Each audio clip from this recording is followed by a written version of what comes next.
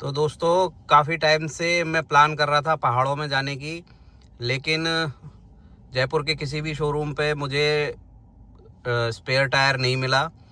ना ही विनफास्ट के शोरूम पे आया है और ना ही किसी टायर की शॉप पे मुझे इसका स्पेयर व्हील मिल पाया, जिस कारण से अब फाइनली मैं बनारस के लिए निकल रहा हूँ। भरतपुर से मैंने अपनी जर्नी स्टार्ट की है। गाड़ी का ओडोमीटर है 8631। टाइम हो रहा है 9:07 शाम के, और अपनी ट्रिप मैंने सेट कर ली है 0 से।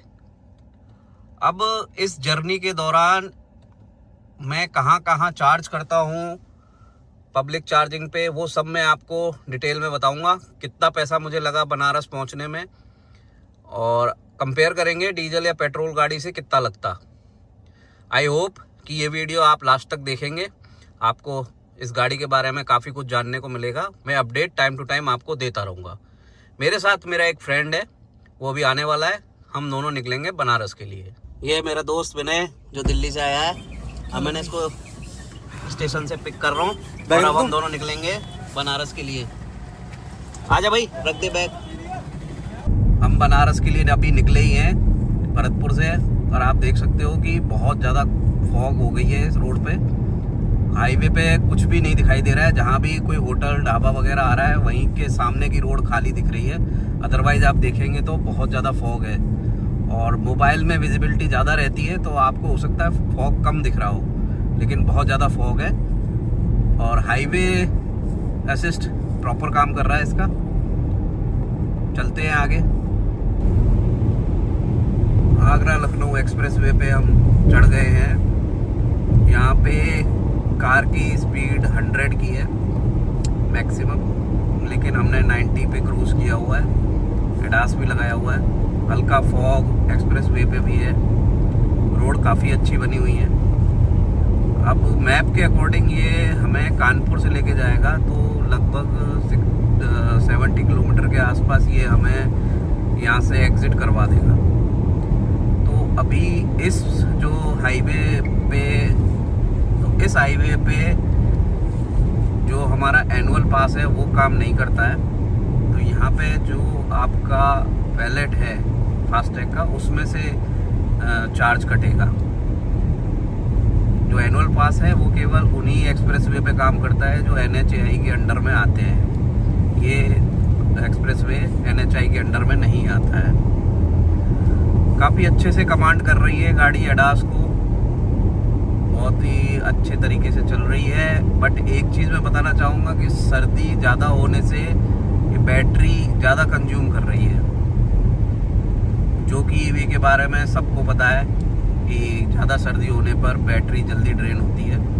तो मैं मान के चल रहा हूँ कि ये गाड़ी मुझे 100% में 300 किलोमीटर की ही रेंज देगी। तो उसके अकॉर्डिंग मैंने स्टैटिक का एक चार्जर दिखा रहा है यहाँ से लगभग 115 किलोमीटर के आसपास, उसको मैप पे लगा लिया है।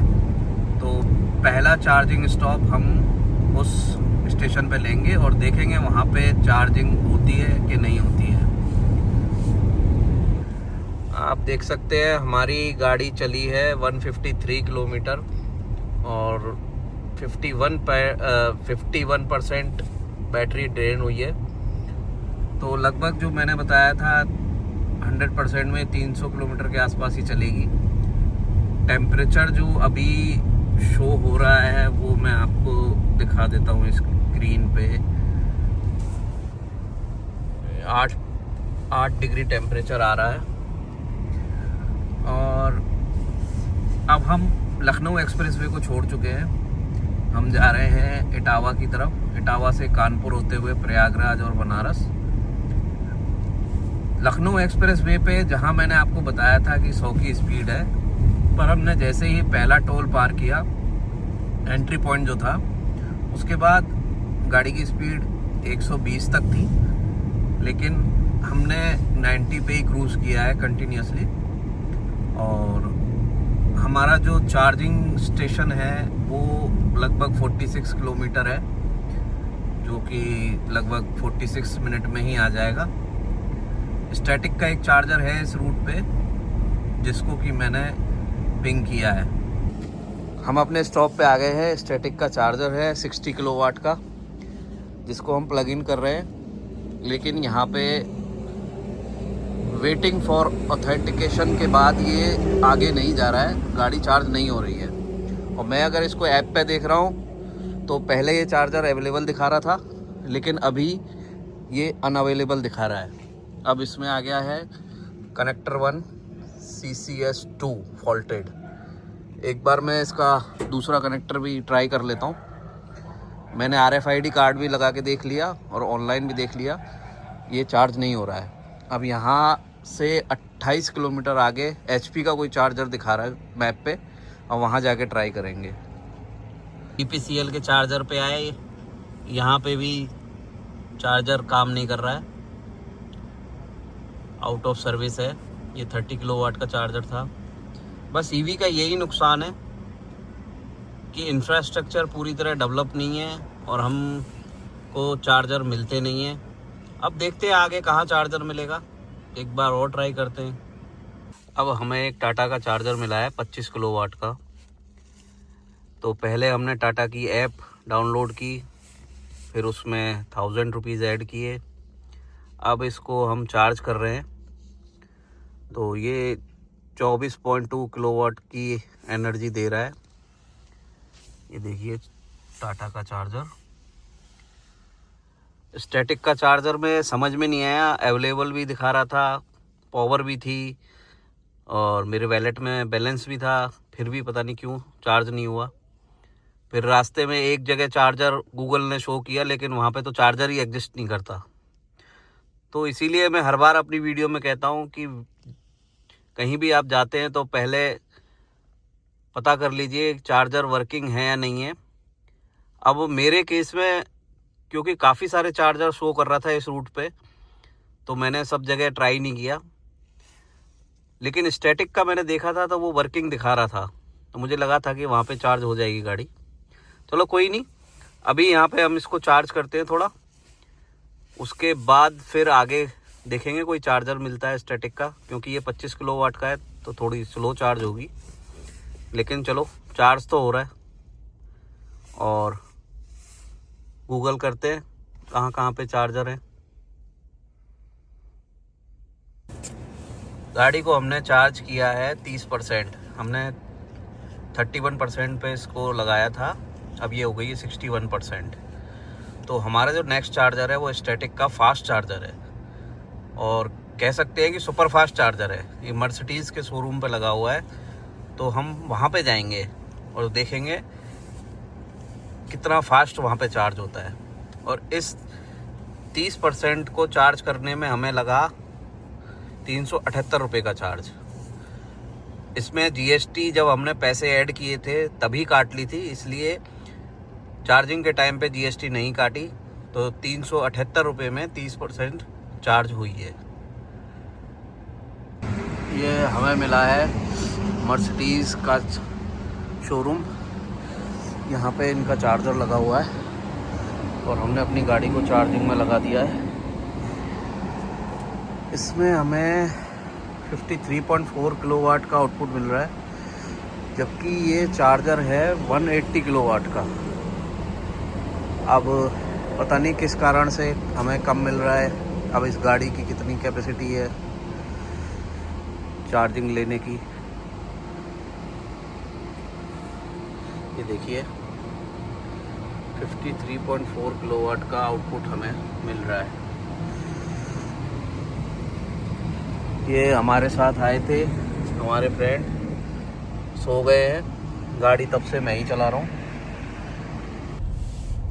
हमने अपनी गाड़ी को 100% चार्ज कर लिया है और हम चार्ज करके निकल चुके हैं वापस बनारस के लिए। अभी बनारस यहाँ से लगभग 350 किलोमीटर है। ये देखिए बाहर बहुत ज़बरदस्त हो रहा है, सुबह के 7:30 बज गए। हम कंटिन्यू चले ही जा रहे हैं और अब तक हमने जो ड्राइव की है वो 492 किलोमीटर की 9:30 बजे निकले थे, लेकिन कोहरा बहुत ज़्यादा होने के कारण और 2 जगह हमने चार्ज भी किया था, इस रीज़न से हम लेट हो गए थोड़ा।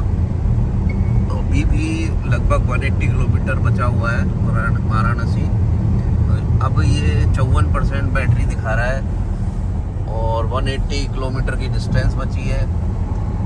तो एक्सपीरियंस के हिसाब से ये थोड़ा सा रिस्की है, तो मैं इसको और 20-25% चार्ज करूँगा। अब यहाँ पर लगभग 30 किलोमीटर के बाद अडानी का चार्जर शो हो रहा है। वहाँ पर इसको 25 से 30% चार्ज करके फिर आगे निकलेंगे। उससे हम टेंशन फ्री रहेंगे कि पहुँचने में कोई दिक्कत नहीं आएगी, क्योंकि कोहरा बहुत ज़्यादा है, बहुत ही ज़्यादा है। मैं वापस एक बार कहूँगा कि मोबाइल में इतना नहीं दिख रहा है, क्योंकि मोबाइल में क्लियर दिखता है वीडियो बनाते टाइम, लेकिन जब हम इसे डायरेक्ट देख रहे हैं तो विजिबिलिटी बहुत कम है। ये देखिए, हाँ, यहाँ से शायद आपको ज़्यादा समझ में आ रहा होगा साइड से देखने पे। हमने जैसे तैसे जियो की ऐप डाली, उसमें 1000 रुपीज़ ऐड किए और जैसे ही चार्जिंग का नंबर आया, कमाल की बात है, लाइट ही चली गई। ये देखिए, ये पहले चालू था, हम बस प्लग इन नहीं कर रहे थे, तभी यहाँ पे लाइट चली गई। अब पूरी तरह से हम डिपेंडेंट हैं ईवी चार्जिंग इंफ्रास्ट्रक्चर के लिए, लेकिन इसमें हम कुछ नहीं कर सकते। अब या तो लाइट आने का वेट करें या फिर दूसरे चार्जर पे जाएं। ज़्यादा नहीं, हमें केवल 20-25% ही चार्ज करना है। उसके बाद तो बनारस पहुंच जाएंगे, तो वहाँ पे मिल ही जाएंगे चार्जर। चलिए देखते हैं अब क्या करना है। ये देखिए, चार्जिंग के लिए कहाँ कहाँ से जाना पड़ता है। एक अडानी का चार्जर दिखा रहा है, तो उसके लिए पहले वो सर्विस लेन में ले गया जो पूरी तरह टूटी हुई थी। अब हम एक फ्लाईओवर को क्रॉस करके दूसरी साइड जा रहे हैं। इस साइड तो आई होप कि रोड सही है। हाँ, रोड सही है इधर तो।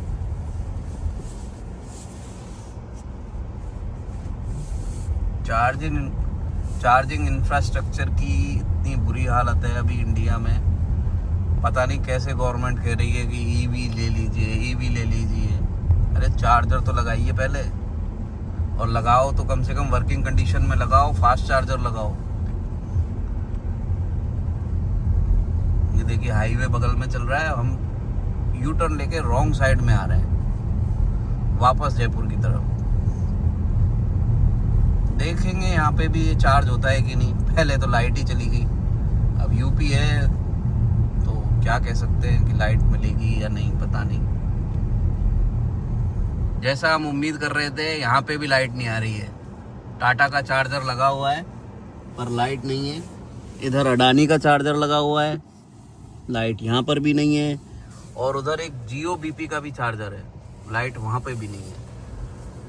अब वो तो एक जगह लग रहे हैं तो लाइट होगी नहीं, ऑब्वियस सी बात है। बट यही बहुत बेकार चीज़ है कि अगर चार्जर मिल रहे हैं तो लाइट नहीं मिल रही, लाइट भी मिल रही है तो चार्जर काम नहीं कर रहे। अब यहाँ पे थोड़ा वेट करेंगे, चाय वाय पियेंगे, फिर देखते हैं लाइट आ जाती है तो चार्ज करेंगे। फिर हमें एक चार्जर मिला जियो का, सेम प्रॉब्लम, यहाँ भी लाइट नहीं है। अब नेक्स्ट अडानी का ट्राई करेंगे। इतनी बुरी स्थिति है हमारे हिंदुस्तान के अंदर और ख़ासकर यूपी के अंदर, आज भी कहीं भी लाइट नहीं है। 3 चार्जर मैं देख चुका हूँ पिछले, जहाँ पे लाइट नहीं है। चार्जर तो लगा दिए लेकिन शायद लाइट देना भूल गए।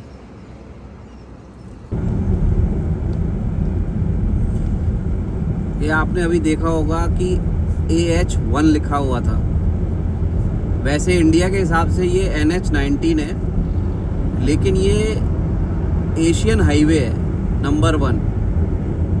ये अदर कंट्रीज़ को भी जोड़ता है, लेकिन आप देख रहे होंगे कि यहाँ पे लोकल जो है इंडियन, उनको ईवी के चार्जर मिल नहीं रहे। अगर बाय चांस कोई फॉरेन कंट्री का, एशियन कंट्री का हमारे इंडिया में आता है तो उसके सामने क्या इमेज रहेगी कि इस हाईवे पे चार्जर तो हैं लेकिन वर्किंग कंडीशन में बिल्कुल भी नहीं है। तो इससे हमारे देश की छवि थोड़ी ख़राब होती है। योगी सरकार को ये देखना चाहिए कि चार्जर प्रॉपर चालू करवाएं, जहाँ पे चार्जर नहीं है चार्जर लगवाएं, अगर कहीं पे लाइट की प्रॉब्लम है लाइट सही कराएं, इंफ्रास्ट्रक्चर प्रॉपर करें। वरना फिर ईवी को कैसे आप इम्प्रूव कर सकते हो, लोगों को कैसे कह सकते हो कि आप ईवी खरीदो जब इंफ्रास्ट्रक्चर ही नहीं है तुम्हारे पास। चलिए अब हम अपने नेक्स्ट अडानी के चार्जर की तरफ जाते हैं, वहाँ पे क्या होता है। में 14% बैटरी बची है और इसके हिसाब से गाड़ी लगभग 45 किलोमीटर चलेगी और मुझे जाना है लगभग 70 किलोमीटर। और एक और चीज़ देखिए, ये दुख ख़त्म ही होने का नाम नहीं ले रहा। यहाँ भी लाइट नहीं है। अब आगे पता नहीं चार्जर मिलेगा या नहीं मिलेगा। नेट पे यही चार्जर दिखा रहा था, अब सीधे बनारस में दिखा रहा है। तो अब कैसे कोई ईवी यूज़ करे, मैं समझ नहीं पा रहा हूँ कि यूपी के अंदर इतनी बुरी हालत है कि कहीं भी लाइट नहीं है चार्जरों पे। तो क्यों लगाए थे ये चार्जर जब लाइट ही नहीं देनी थी। अब बैटरी बची है 6% और मैप में चार्जर सामने दिखा रहा है जियो के पंप पे। लेकिन इतनी भी हिम्मत नहीं है कि हम आगे से यू टर्न लेके जाएं और वहाँ पे चेक करें कि चार्जर चालू है कि नहीं है। अब इतना डर बैठ गया है इंफ्रास्ट्रक्चर का ईवी के कि कैसे भरोसा करें कि कोई चार्जर होगा तो वहाँ गाड़ी चार्ज होगी या नहीं होगी। अब मेरा दोस्त गया है पैदल पहले देखने कि वहाँ पे चार्जर है या नहीं है तो लाइट आ रही है कि नहीं है, लाइट भी आ रही है तो काम कर रहा है कि नहीं है। क्योंकि अगर हम इन चीज़ों में अगर बैटरी वेस्ट करते हैं तो फिर हम आगे कहीं भी नहीं जा पाएंगे। मैंने अपने फ्रेंड को फ़ोन कर दिया है, रस्सी ढूंढ ले और अपनी गाड़ी लेके आ जाना अगर जहाँ पे भी हम अटकेंगे। देखते हैं यहाँ पे चार्ज होगी नहीं होगी, क्या दिक्कत है। फाइनली हमें एक चार्जर मिला है जो चालू है। अब इसमें लगा के देखता हूँ चार्ज होती है कि नहीं होती है।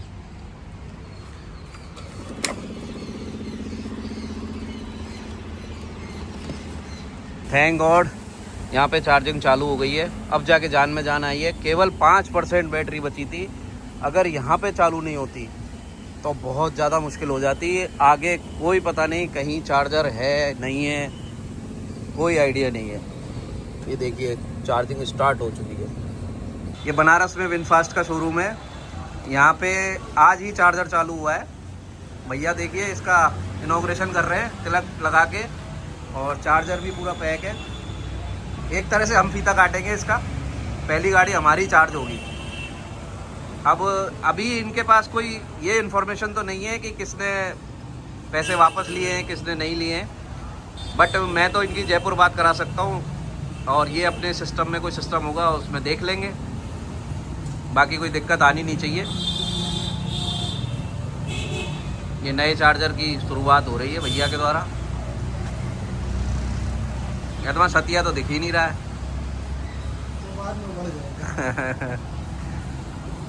चलिए देखते हैं चार्ज करके। ये अरे इससे हो जाएगा। ये देखिए इस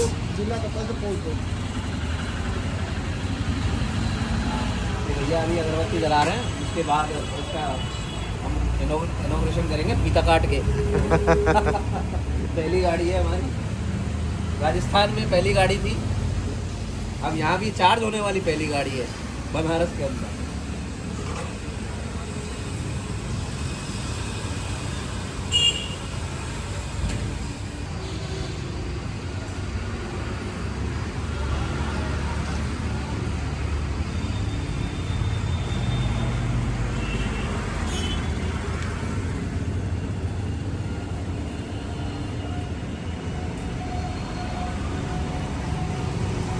हम विनफास्ट के चार्जर का इनॉग्रेशन करेंगे फीता काट कर। अरे वाह, ये हमने चार्जर निकाला और अब इसको हम अपनी गाड़ी में प्लग इन करेंगे।